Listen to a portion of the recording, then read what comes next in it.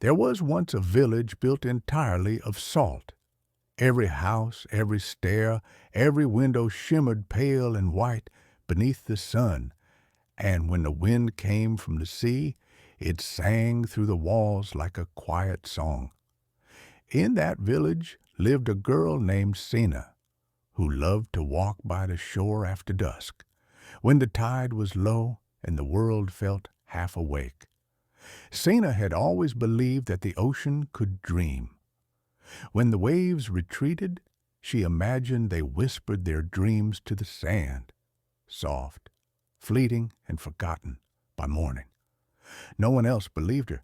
They said the sea was only water and wind, but Sena knew better. One night, when the moon rose larger than she had ever seen, the tide refused to return. The sea stood still, quiet, breathless, and far beyond the horizon something glowed, a slow silver light pulsing like a heartbeat beneath the surface. Sena stepped into the shallows. The water was cool, but it didn't soak her dress.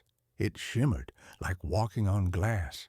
She followed the pulse, drawn farther from shore, until the world around her fell silent. Then, without warning, the water opened like a gate. Beneath her feet spread an entire world, a vast ocean that wasn't made of water, but of light. Waves shimmered gold and blue, drifting lanterns floated by, and creatures made of starlight swam silently through the air. At the heart of it all stood a figure made of shifting glow, neither man nor woman, but a shape of pure radiance. Its voice echoed like music heard through a dream. "You have stepped into the ocean of sleeping light," it said. "It is where the dreams of the sea come to rest." Sena looked around in awe. "Why have they stopped?" she asked. "The tides. They're still." The being tilted its head. "Because the world above has forgotten how to dream. When people no longer listen to the quiet songs, the ocean falls asleep." Sena felt something warm within her chest, that same feeling she had when she walked alone by the waves, whispering stories to the night. "Then teach me," she said. "I'll help the sea remember." The figure extended a hand, and a small sphere of blue light appeared, no larger than a pearl. "Carry this," it said. "It holds a single sleeping dream. Set it free when you hear the sea's voice again." Sena took it carefully and began her journey through the glowing ocean. She passed coral made of light, forests of crystal kelp that sang when she touched them, and cliffs carved with faces of the forgotten tides. Each whispered fragments of stories, old fishermen, lost ships, children who once made wishes by the waves. The more she listened, the more she understood. The ocean's dreams were pieces of memory kept alive only by belief.